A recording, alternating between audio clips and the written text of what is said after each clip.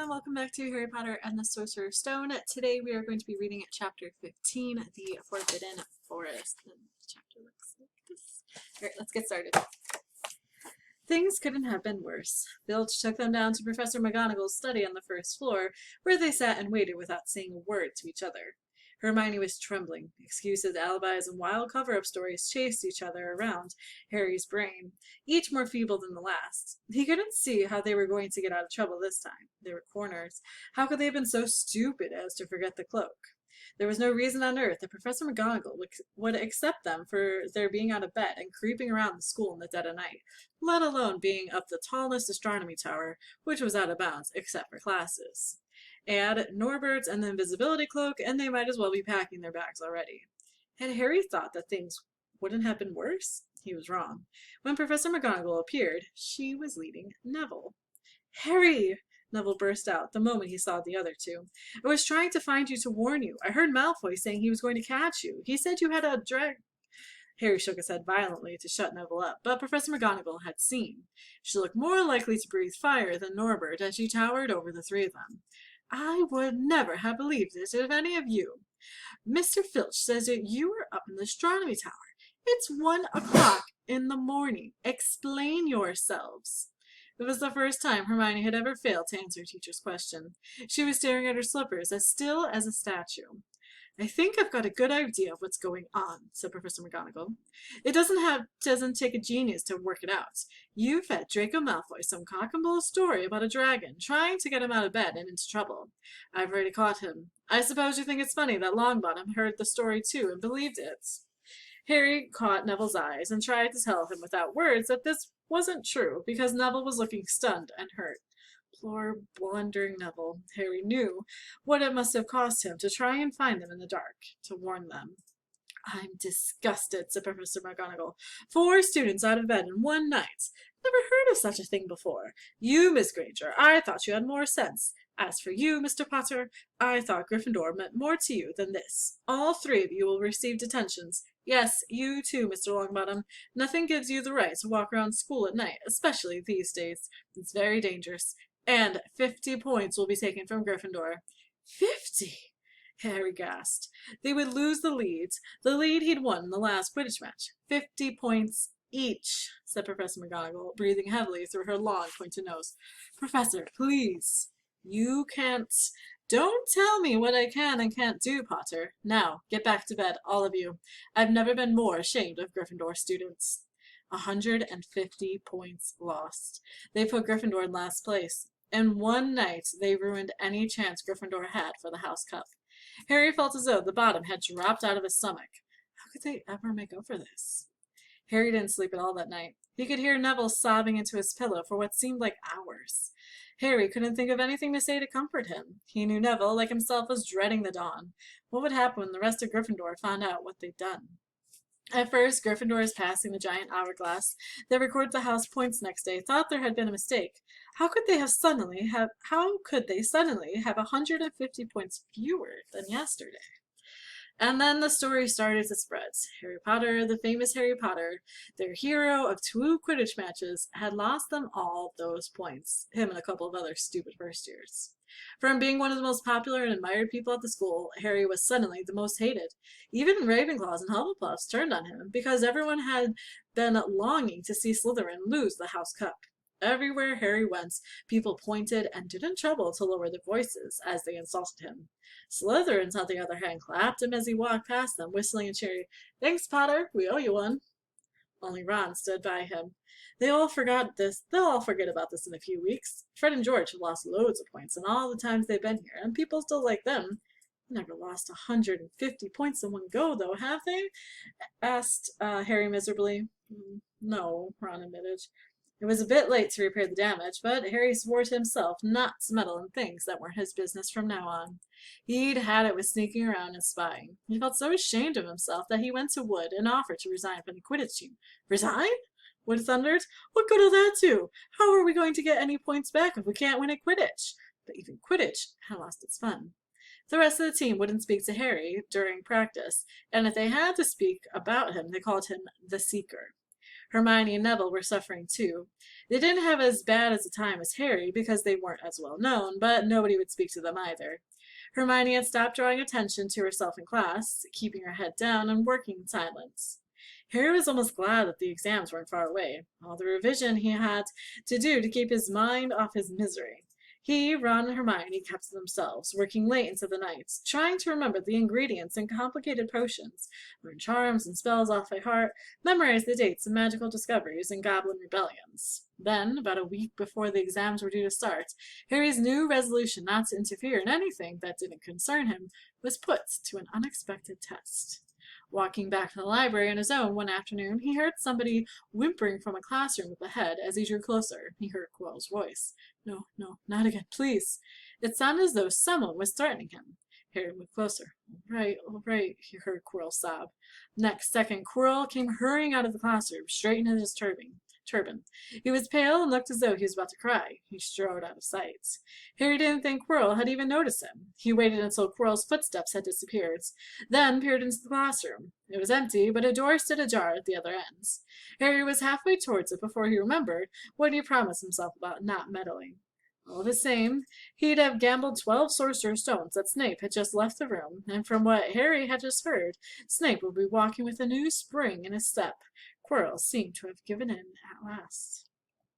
Harry went back to the library where Hermione was testing Ron on astronomy. Harry told them what he'd heard. Snape's done it then, said Ron. If Quirrell's told him how to break his anti-dark force spell. You're still fluffy, though, said Hermione. Maybe Snape's found out how to get past him without asking Hagrid, said Ron, looking up at the thousands of books surrounding them. I bet there's a book somewhere in here telling you how to get past a giant three-headed dog. So what do we do, Harry? The light of adventure was kindling again in Ron's eyes, but Hermione answered before Harry could. Go to Dumbledore. That's what we should have done ages ago. If we try anything ourselves, we'll be thrown out for sure. But we've got no proof, said Harry. Quirrell's too scared to back us up. Snape's only got to say but he doesn't know how to troll got in a Halloween, and that he was nowhere near the third floor.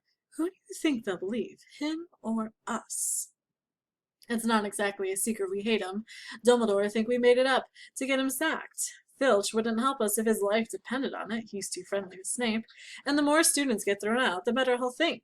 And don't forget, we're not supposed to know about the stone or Fluffy. That'll take a lot of explaining. Hermione looked convinced, but Ron didn't. If we don't do a bit of poking around. No, said Harry flatly. We've done enough poking around. He pulled a map of Jupiter towards him and started to learn the name of its moons. The following morning, notes were delivered to Harry, Hermione, and Neville at the breakfast table. They were all the same. Your detention will take place at 11 o'clock tonight.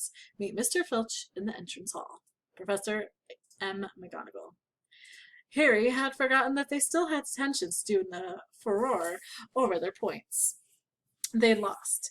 He had half expected Hermione to complain that this was a whole night of revision lost, but she didn't say a word. Like Harry, she felt they deserved what they got. At 11 o'clock that night, they said goodbye to Ron in the common room and went down to the entrance hall with Neville. Filch was already there, and so was Malfoy. Harry had also forgotten that Malfoy had got a detention, too. Follow me, said Filch, lighting a lamp and leading them outside. I bet you'll think twice about breaking a school rule again, won't you, eh? He continued, leering at them. Oh, yes, hard work and pain are the best teachers, if you ask me. It's just a pity they let the old punishments die out. Hang you by your wrists from the ceiling for a few days. Got the chain still in my office. Keep it well oiled in case they ever need it. Right, off we go, and don't think of running off now. It would be worse for you if you do. They marched off across the dark grounds. Neville kept sniffling. Harry wondered what their punishment was going to be. It must be something really horrible, or Filch wouldn't be sounding so delighted. The moon was bright, but clouds scudding across it kept throwing them into the darkness. Ahead, Harry could see the lighted windows of Hagrid's hut. Then they heard a distant shout. Is that you, Filch? Hurry up. I want to get started. Harry's heart rose. If they were going to be working with Hagrid, it wouldn't be so bad. His relief must have showed in his face because Filch said, I suppose you think you'll be enjoying yourself with that oaf. Well, think again, boy. It's into the forest you're going, and I'm much mistaken if you'll all come out in one piece. At this, Neville let out a little moan, and Malfoy stopped dead in his tracks. The forest, he repeated, and he didn't seem quite as cool as usual. We can't go in there at nights. There's all sorts of things in there. Werewolves, I've heard. Neville clutched the sleeve of Harry's robe and made a choking noise. That's your lookout, isn't it? Said Filch, his voice cracking with glee. Should have thought of them werewolves before you got in trouble, shouldn't you? Hagrid came striding towards them out of the dark, Fang at his heel. He was carrying his large crossbolt, and a quiver of arrows hung over his shoulder. About time, he said. I've been waiting for half an hour already. All right, Harry, Hermione. I shouldn't be too friendly to them, Hagrid, said Filch coldly. They're here to be punished, after all. That's why you're late, is it? Said Hagrid, frowning at Filch. Been lecturing 'em, eh? It's not your place to do that. You've done your bits. I'll take over from here. Back at dawn, said Filch. For what's left of them, he added nastily, and he turned and started back towards the castle, his lamp hobbling away in the darkness. Malfoy now turned to Hagrid. I'm not going into that forest, he said, and Harry was pleased to hear the note of panic in his voice. Yeah, you are, if you want to stay at Hogwarts, said Harry fiercely. You've done wrong, and now you have to pay for it. This is servant stuff. It's not for students to do. I thought we'd be writing lines or something. If my father knew I was doing this, he'd tell you that's how it is at Hogwarts, Hagrid growled. Written lines. What's good that to anyone? You'll do something useful, you'll get out. If you think your father'd rather you were expelled, then get back off to the castle and pack. Go on. Malfoy didn't move. He looked at Hagrid furiously, but then dropped his gaze. Right then, said Hagrid. Now, listen carefully, because it's dangerous what we're going to do tonight, and I don't want no one taking risks. Follow me over here for a moment. He led them to the very edge of the forest, holding his lamp up high. He pointed down a narrow, winding earth track that disappeared into the thick black trees. A night breeze lifted their hair, and they looked into the forest. Look there, said Hagrid. See that stuff shine in the ground? Silvery stuff? It's unicorn bloods. There's a unicorn in there, been hurt badly by something. This is the second time in a week. I found one dead last Wednesday. We're going to try and find the poor thing. We must have to put it out of its misery. And what if whatever hurt the unicorn finds us first? Said Malfoy, unable to keep the fear out of his voice. There's nothing that lives in the forest that'll hurt you if you're with me, or Fang, said Hagrid. And keep to the path right now. We're going to split into two parties and follow the trail in different directions. There's blood all over the place. It must have... Real quick, here's a picture of the forest with the unicorn.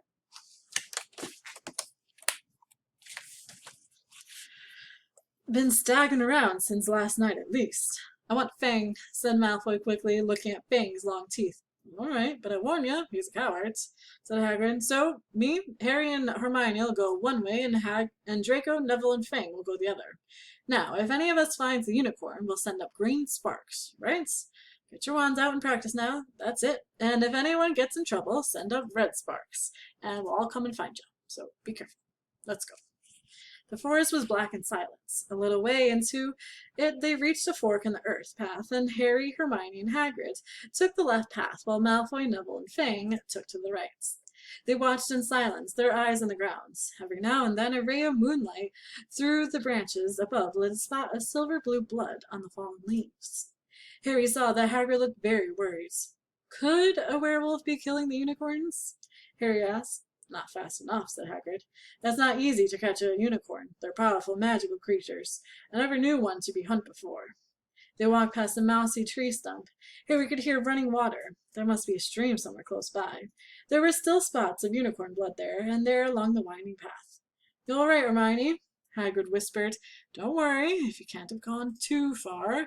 If it's this badly hurt, and then we'll be able to... Get behind that tree! Hagrid seized Harry and Hermione and hoisted them off the path behind a towering oak. He pulled out an arrow and fitted it into his crossbow, raising it ready to fire.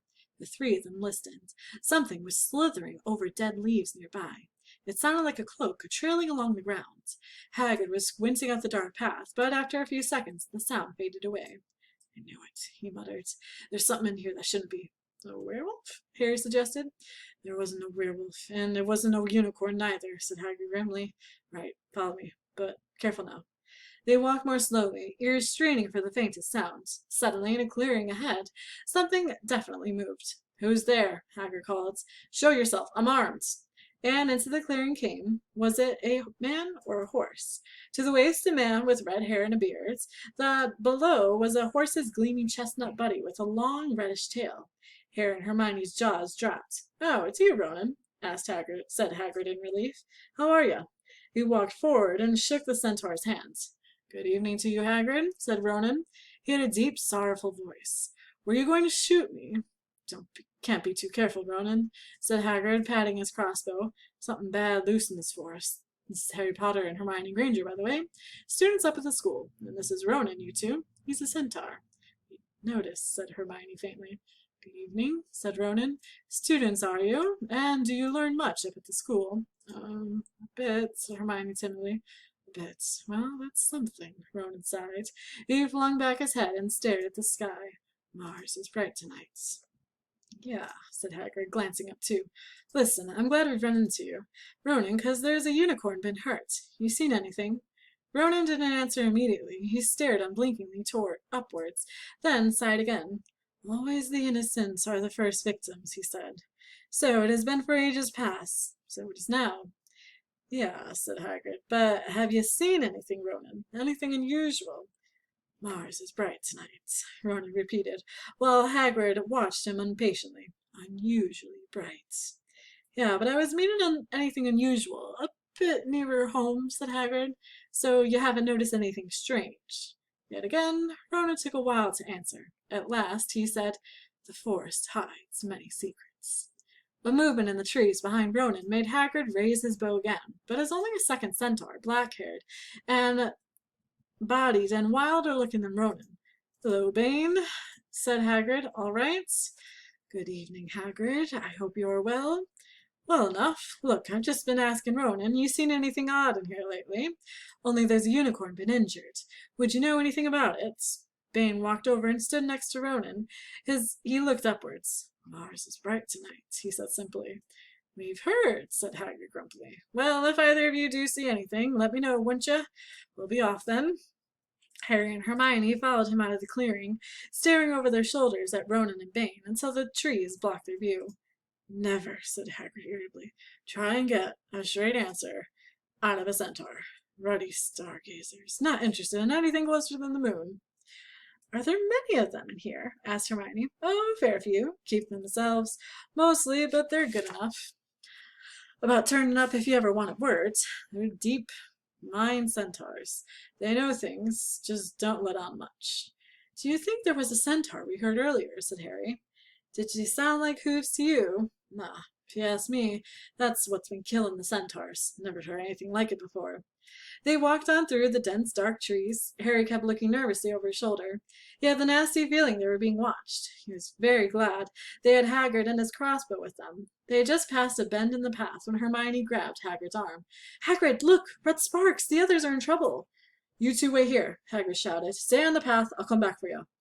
They heard him crashing through the undergrowth and stood looking at each other, very scared, until they couldn't hear anything but the rustling of leaves around them.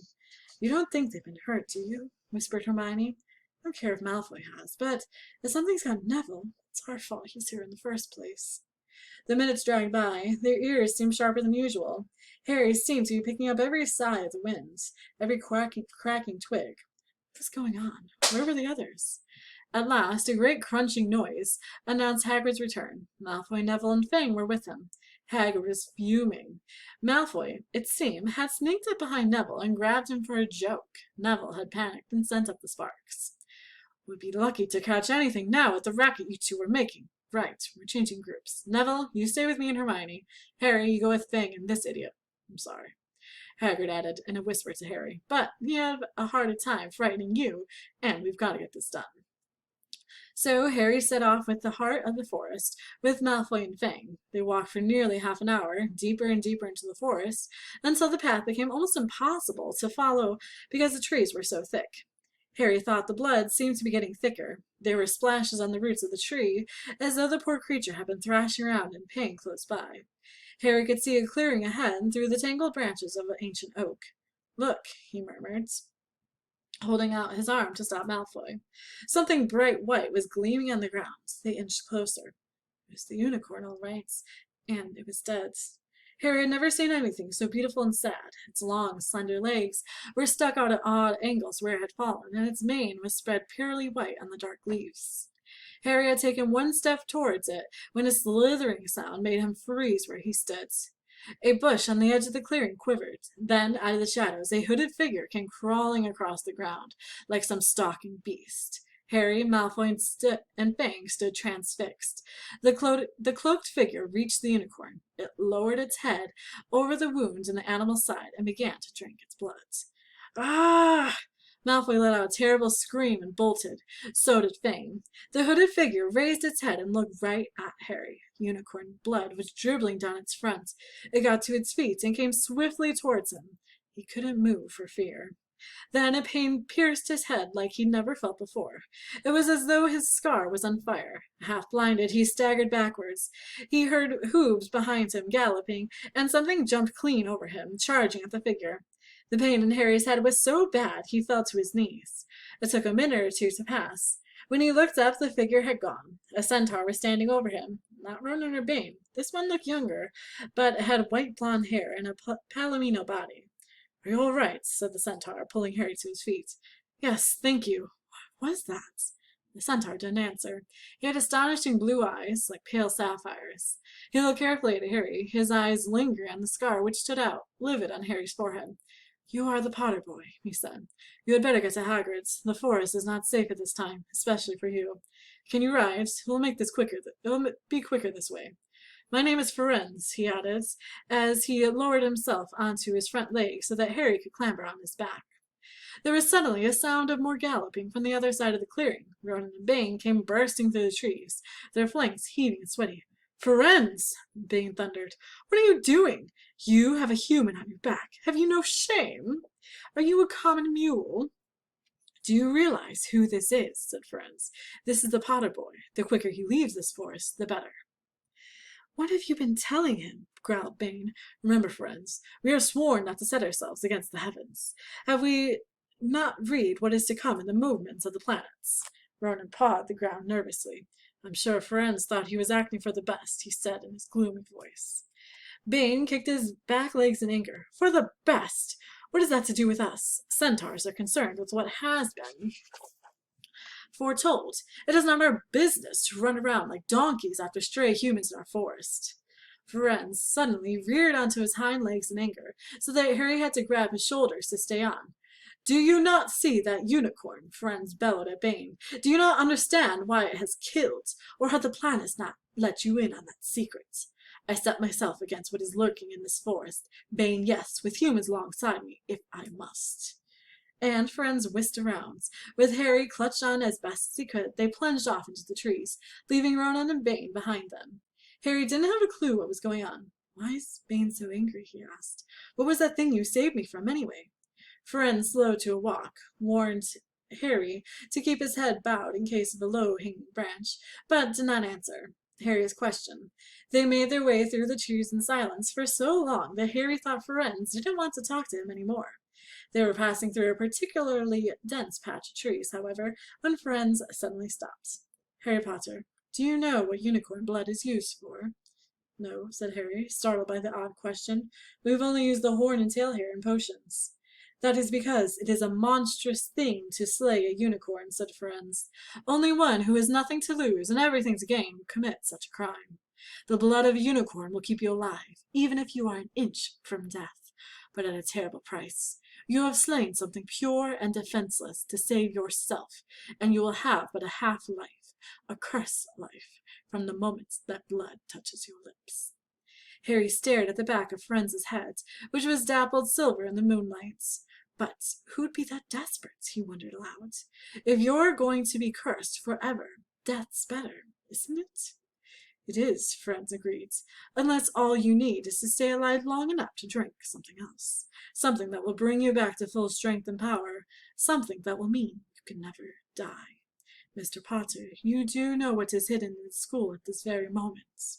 "The Sorcerer's Stone, of course. The elixir of life. But I don't understand who—" "Can you think of nobody who has waited many years to return to power, who has clung to life, awaiting their chance?" It was as though an iron fist had clenched suddenly around Harry's heart. Over the rustling of the trees, he seemed to hear once more what Hagrid had told him on the nights they had met. Some say he died. Codswallop, in my opinion. Don't know if he had enough human left in him to die. Do you mean, Harry croaked, that was Harry, are you all right? Hermione was running towards them down the path, Hagrid puffing along behind her. I'm fine, said Harry, hardly knowing what he was saying. The unicorn's dead, Hagrid. It's sitting in the clearing back there. This is where I leave you, friends mumbled, as Hagrid hurried off to examine the unicorn. You are safe now. Harry slid off his back. Good luck, Harry Potter, said Firenze. The planets have been read wrongly before, now, even by centaurs. I hope this is one of those times.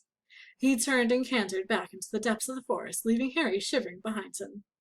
Ron had fallen asleep in the dark common room, waiting for them to return. He shouted something about Quidditch balls when Harry roughly shook him awake. In a matter of seconds, though, he was wide-eyed as Harry began to tell him and Hermione what had happened in the forest. Harry couldn't sit down. He paced up and down in front of the fire. He was still shaking. Snape wants the stone for Voldemort's, and Voldemort's waiting in the forest, and all this time we thought Snape just wanted to get rich. Stop saying the name, said Ron in a terrified whisper, as if he thought Voldemort could hear them. Harry wasn't listening. Friend saved me, but he shouldn't have done. He was furious. He was talking about interfering with what the planets say is going to happen. They must show what Voldemort's coming back. Bane thinks friends should have let Voldemort kill me. I suppose that's written in the stars as well. Will you stop saying the name? Ron hissed. So all I've got to wait for now is Snape to steal the stone, Harry went on feverishly. Then Voldemort will be able to come back and finish me off. I suppose Bane will be happy then. Hermione looked very frightened, but she had a word of comfort. Harry, everyone knows Dumbledore's the only one you know who is ever afraid of. With Dumbledore around, you know who won't touch you. Anyway, who says the centaurs are right? It sounds like fortune-telling to me, and Professor McGonagall says that's a very imprecise branch of magic. The sky had turned light before they stopped talking. They went to bed exhausted, their throats sore, but the night's surprises weren't over.